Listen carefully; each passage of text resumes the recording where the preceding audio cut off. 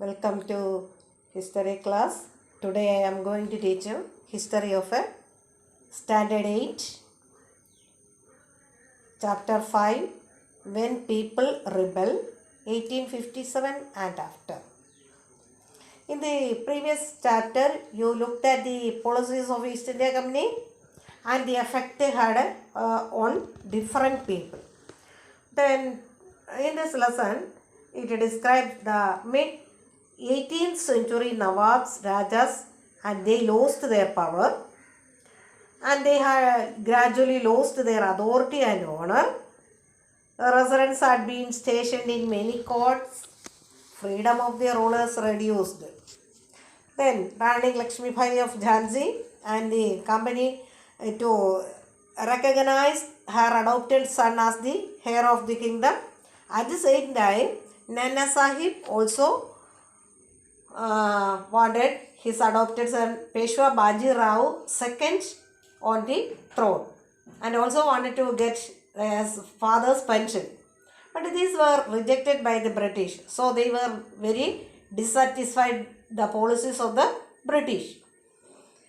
The company even began to plan how to bring the Mughal dynasty to an end. Their next aim was to end the Mughal dynasty. And so they announced, Lord Dalhousie announced the Bahadur Shah Zafar to live in another palace and not in a Red Fort. He shifted from Red Fort and he lived in another palace at Delhi. In 1856, Governor General Canning declared that Bahadur Shah Zafar would be the last Mughal ruler.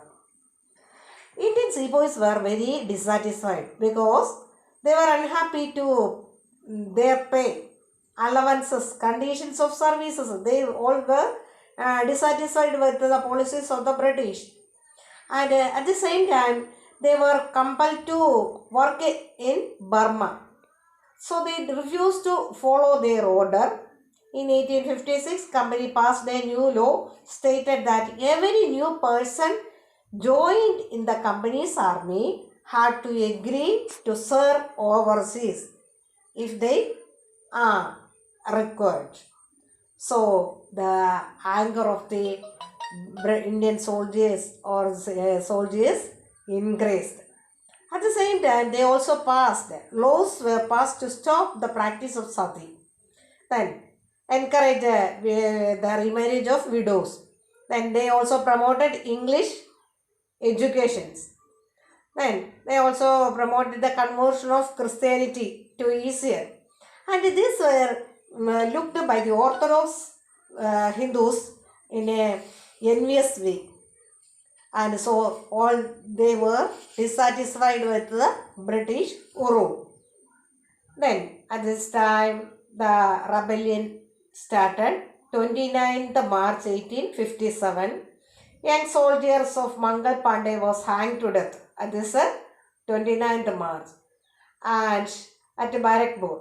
Some days later, some sepoys regiment at Meerut refused to do the army using the new cartridges. Then at the same time, Meerut soldiers refused to use the cartridges. There is a rumor spread that the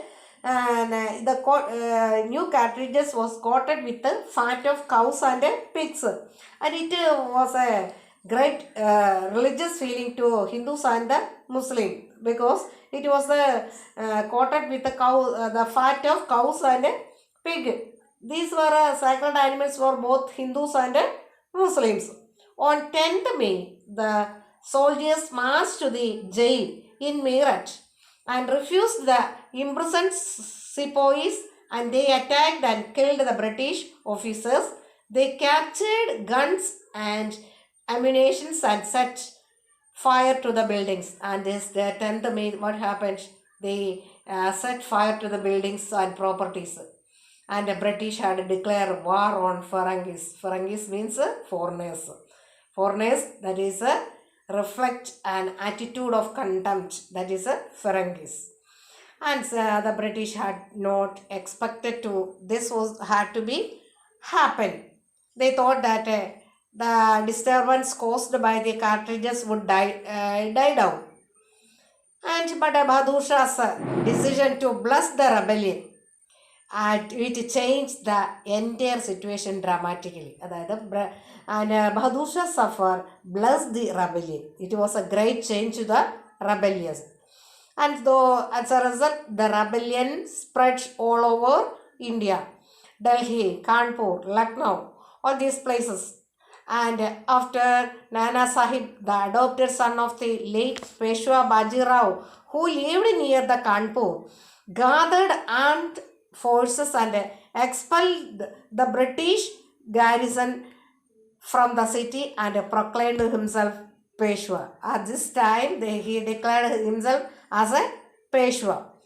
And in the Jhansi, Rani Lakshmi Bai joined the rebellion and sepoys and fought the British along with Tandya Topi, a general of the Nana Sahib. As this, the entire India was in a rebellious mood. But at last, the company decided to fight against Indian sepoys and decided to suppress or repress the revolt with its might. The Delhi was recaptured from rebel forces in September 1857. The last Mughal ruler, Bahadur Shah Zafar, was tried in the court and sentenced to life of imprisonment. And his at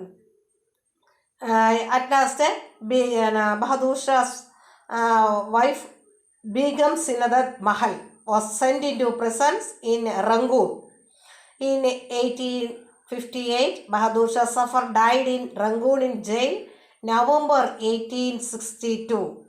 Rani Lakshmi Bai was defeated and killed in June 1858. Tandya Topi escaped to the jungles of Central India and continued to fight the guerrilla warfare and support of many tribal peasant leaders.